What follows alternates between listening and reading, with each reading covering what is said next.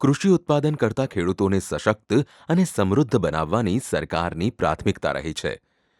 ખેડૂતોની આવક વધારવા સરકાર અનેકવિધ યોજનાઓ અમલમાં લાવી રહી છે, જે અંતર્ગત રાજ્યમાં 2009-10માં વોટરશેડ મેનેજમેન્ટ યોજના અમલમાં હતી.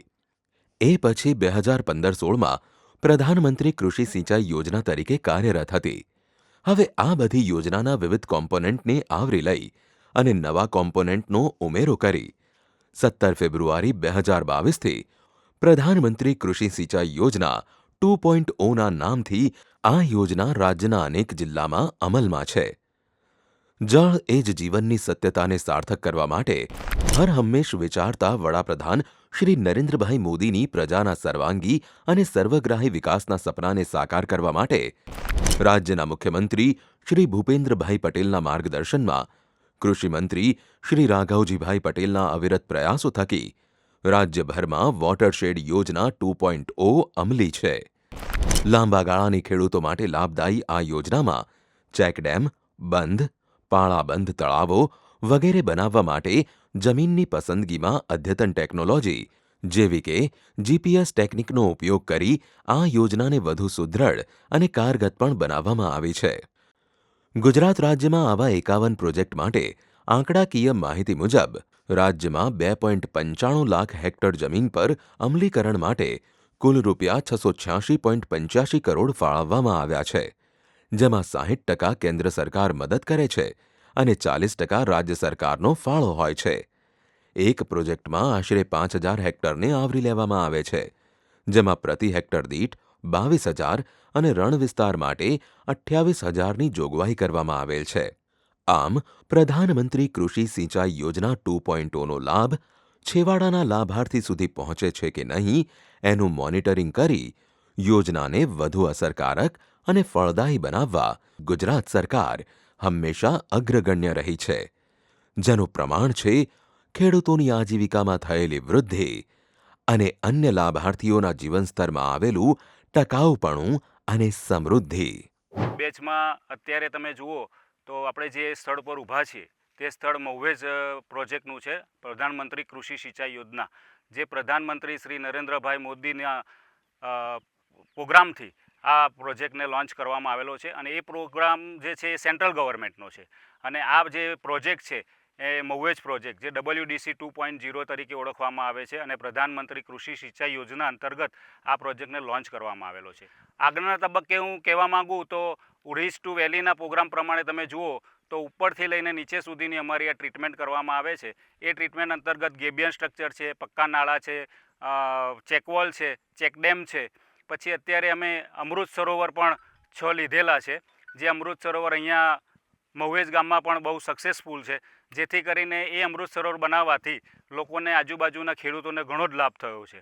પ્રધાનમંત્રી કૃષિ સિંચાઈ યોજના અંતર્ગત ખેડૂતો માટે જીવાદોરી સમાન યોજના એટલે જળ સ્ત્રાવ વ્યવસ્થાપન યોજના, જેનો લાભ રાજ્યના અનેક ખેડૂતોને મળી રહ્યો છે. જળ સ્ત્રાવ વ્યવસ્થાપન યોજનાનો મુખ્ય ઉદ્દેશ્ય ખેડૂતો, જમીન વિહોણા ખેતી કરતા લોકો અને સમાજના અન્ય લોકોની આજીવિકા વધારી એમના જીવન સ્તરને ઊંચું લાવવાનો છે. જે ખેડૂતો પાસે સિંચાઈની સુવિધા નથી, જેમની માલિકીના બોરવેલ છે, જેના પાણીના તળ ઊંડા ઉતરી ગયા છે, એવા કૂવાઓને રિચાર્જ કરી પાણીના તળ ઊંચે લાવી કૃષિ સિંચાઈ માટેના વિકલ્પો ઊભા કરવામાં વોટરશેડ યોજના અત્યંત ઉપયોગી સિદ્ધ થઈ છે. જે ખેડૂતો સિંચાઈ વગર વર્ષમાં કેવળ એક જ પાક ઉત્પાદન લઈ શકતા હતા, વોટરશેડ યોજનાનો લાભ મળવાથી હવે ખેડૂતો વર્ષમાં 2 થી 3 પાક ઉત્પાદન લેતા થયા છે. આમ પાક ઉત્પાદન વધતા એમની આજીવિકામાં પણ વૃદ્ધિ થઈ છે. જે આ વોટરશેડ આવવાથી અમારે એટલો ફાયદો થયો છે કે જે આ જમીન ખારવાળી હતી તે આ ડીપુ બાંધી અને પાળા બંધાણા પછી અમારે જે ખાર હતો એ સાહેબ ધોવા માંડ્યો ને જવા માંડ્યો, જતો રહ્યો છે ઘણ ખરો. અને અત્યારે જે હવે શિયાળામાં ડબલ પાક લે છે, વસ્તી અમારા ખેડૂતો ડબલ માલ લે છે. વોટરશેડ યોજનામાં સમાવિષ્ટ તમામ કુદરતી સંસાધનો જેવા કે જમીન, જળ, જંગલ, પ્રાણી અને માનવતા સંરક્ષણ અને પુનઃજીવન માટે યથોચિત લાભ આપવાના હેતુથી અમલમાં છે. સમાજના તમામ વર્ગોના લોકોને યોજનાનો લાભ મળે અને એમની આજીવિકાને ટકાઉ અને નિરંતર બનાવે એવી કામગીરી પણ કરવામાં આવે છે. પિયત અને રિચાર્જિંગ જેવા લાભો ઉપરાંત સમાજના અન્ય પરિવારોની આવક વૃદ્ધિ માટે બચત મંડળો, સખી મંડળોના સભ્યો ઉપરાંત વ્યક્તિગત લાભાર્થીઓનો સમાવેશ કરવામાં આવ્યો છે. આવા મંડળોને સામાજિક પ્રસંગોમાં, સામાજિક તહેવારોમાં ઉપયોગી મંડપ સર્વિસ, કેટરિંગના વાસણો ઉપલબ્ધ કરાવે છે અને એને ભાડે આપી આવક ઊભી કરે છે. પ્રધાનમંત્રી કૃષિ સિંચાઈ યોજનામાંથી અમને ગાદલા અને ખુરશી આપવામાં આવેલ છે. અમે 10 બહેનો થઈને એક જૂથ બનાવેલ છે, જેમાંથી એક બહેન થઈને 100 રૂપિયા એમ કહીને 10 બહેન થઈને 1000 રૂપિયા બચત કરીએ છીએ. જેમાં જે આ ગાદલા અને ખુરશી જે મળેલ છે એ અમે બીજા બધાઓને જે એમને પ્રસંગ હોય એમાં અમે આપીએ છીએ, જેનાથી અમને ભાડું મળે છે. તો ઘણા બચત મંડળોના સભ્યો ખેતીના ઓજારોને ભાડે આપી બીજા ખેડૂતોની સગવડતા પણ સચવાય છે. સાથે સાથે પૂરક આવક પણ ઊભી થાય છે. આ યોજના અંતર્ગત ઝેરોક્સ મશીનની સહાય આપી પગભર કરવામાં વોટરશેડ યોજના ઉપયોગી નીવડી રહી છે. કૃષિ સિંચાઈ યોજનાના મોહવેજ પ્રોજેક્ટમાં 12 ગામોનો સમાવેશ થાય છે. જેમાં મોહવેજ ગામમાં અમે લાઇવલીહુડ અંતર્ગત 7 સેલ્ફ હેલ્પ જૂથો બનાવેલા છે. જેમાં જય અંબે બચત જૂથમાં અમે મંડપ ડેકોરેશનના સાધનો આપેલા છે. આસ્થા બચત જૂથમાં અમે રસોઈના વાસણો આપેલા છે. રચના મહિલા બચત જૂથમાં અમે ફ્લોર મિલ આપીએ છીએ. પ્રગતિ મહિલા બચત જૂથમાં અમે સેન્ટરિંગ યુનિટ, પ્લેટ અને ટેકા આપેલા છે. તેમજ જય વેરાઈમાં બચત જૂથમાં અમે ઝેરોક્સ મશીન આપેલું છે. આજે વડાપ્રધાનશ્રીના આહવાનને સ્વીકારી દેશના અનેક જિલ્લાઓમાં અસંખ્ય અમૃત સરોવરનું નિર્માણ થયું છે. વોટરશેડ કૃષિ સિંચાઈ 2.0માં અમૃત સરોવરનો સમાવેશ કરી ગામના સૌંદર્યકરણ ઉપરાંત ખેડૂતોને સિંચાઈનો લાભ મળી રહ્યો છે. સિંચાઈનો લાભ મળતો થયો એટલે ખેડૂતો ખુશખુશાલ છે.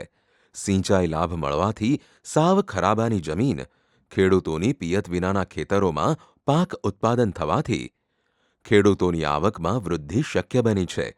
વળી સિંચાઈની સુવિધા થતાં ખેતરોના ભાવોમાં પણ તેજી આવી છે. પોતાના ગામમાં વોટરશેડ કૃષિ સિંચાઈ 2.0નો અમલ થતાં ગામના લોકોમાં જાગૃતિ જોવા મળે છે. પોતાના લાભ માટે બનાવેલા બંધ, પાળાબંધ, ચેકડેમની સુરક્ષા માટે તકેદારી રાખે છે. વરસાદ ચાલુ હોય એટલે સતત અમે રાતે મોડા વળાય સમિતિના 1-2 સભ્યો, માનો કે પ્રવીણભાઈ કે બીજાએ એક બે સતત આનું નિરીક્ષણ કરીએ. અને અમને એવો દહેશત હતી જ કે આ વખતે અતિવૃષ્ટિ થઈ ને એટલે ગમે ત્યારે પાળો તૂટવાની દહેશત હતી જ.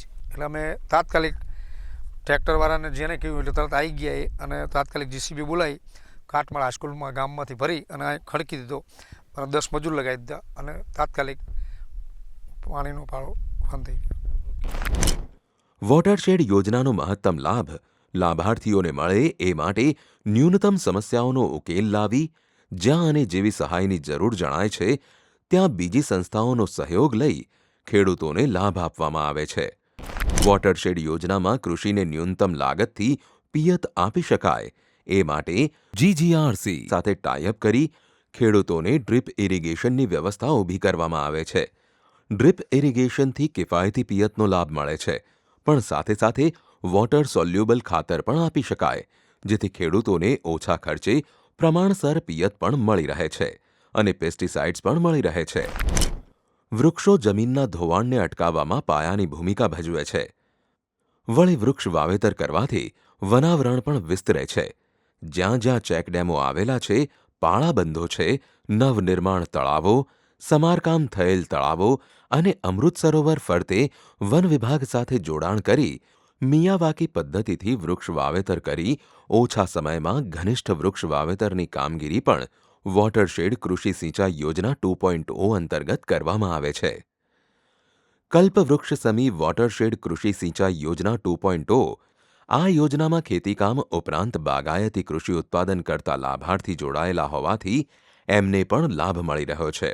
શાકભાજી ઉગાડતા, ખાસ કરીને મહિલાઓ શાકભાજી ઉગાડવાનું કામ કરે છે, એમને માટે તો આ યોજના રાહતરૂપ બની ગઈ છે. માંડવા પર ઉગતી દૂધી, કારેલા, પરવળ, ટિંડોળા જેવા વેલાવાળા શાકભાજી માટે કાચા માંડવા બાંધવામાં આવતા હતા. એ તૂટી જતા, જેથી દર વખતે નવા માંડવાનો ખર્ચ કરવો પડતો. પણ આ યોજનાના લાભાર્થીઓને વેલાવાળા શાકભાજી માટે પાકા માંડવા બનાવવા માટે સહાય આપવામાં આવતી હોય મહિલાઓની ભાગીદારીને વધુ સુગમ કરી છે. પહેલાં અમારે કાચો માંડવો હતો, એમાં અમને ઉત્પાદન ઓછું હતું. અત્યારે આ કિસાન યોજનામાંથી અમને પાકો માંડવો મળ્યો છે, એમાં અમને ઉત્પાદન સારું મળે છે. પહેલાં ખર્ચો વધારે લાગતો હતો, અત્યારે ખર્ચો ઓછો લાગે છે. અમને થોડો ફાયદો થયો છે આ માંડવામાં.